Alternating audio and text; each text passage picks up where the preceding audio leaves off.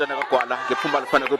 media namhlanje silana endaweni eseSweetwater eWard 2 empushini la khona sizozwa udaba lekhansela ekuthiwa limisiwe lixoshiwe njengekhansela ukuthi ingabe udaba luhamba kanjani sizwa amampunge asho kanjalo ukuthi impela ikhansela ngathi limisiwe sizozwa ke ukuthi ke njengoba bathe bazoba nomhlangano ke namhlanje ukuthi ingabe ulomhlangano uzokhulunywa ukuthi ingabe ngempela lokho okushoyo ekuzwakalayo kaMahebezi ukuthi ikhansela limisiwe lixoshiwe sizozwa ukuthi ngabe ke kuhamba kanjani ngabe kuyiqiniso ngempela yini ngakho ke hlala kubhekiswe media isazoxoshela lo daba siyabonga velakazi siyabona ukuthi namhlanje nihlanganelana ngabe yini enenza ukuthi nibelana namhlanje njengeqembu leIFP into esenza ukuthi sibehlangane la bekubiza umhlangano ukuthi akuhlangane ngo1 namhlanje ubizwe abantu abase office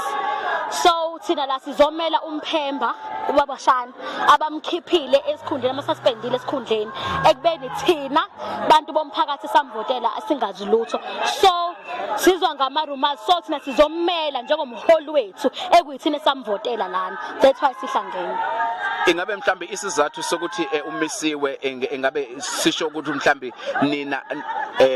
nitsheliwe ngaso ukuthi mhlambe indaba imisiwe sikhona izathu ezishiwo ukuthi indaba imisiwe kunina njengomphakathi no ayikho into esayizwile ingakho sifuna ukuyimela thina sikhulumela ngoba abashongo lutho bavele babiza umhlangano futhi umhlangano uzobizwa abantu bangaphandle abangahlala lesitho sizobizwa umuntu ohlala ngaphezulu so sizokhulumela kona lokho ukuthi abakwazi ukubiza umhlangano bengasazisile thina abantu benkatha futhi thina abantu abavotela umphemba siyabonakalana ke ingathi ke inkatha ihlukene phakathi ingabe lokho kusho ukuthini yes ihlukane phakathi ngenxa yomndeni owodwa futhi wakashezi umndeni wakashezi uxovile inkatha wena uza ngokuthi uzoyikhulisa ekubeni uzoyiqova kanti awukhulisa ekubeni mengizwa amarumazi kuthiwa abakaze bayivotele even inkatha abamvotelanga umphemba the time sikhankasa sikhankasela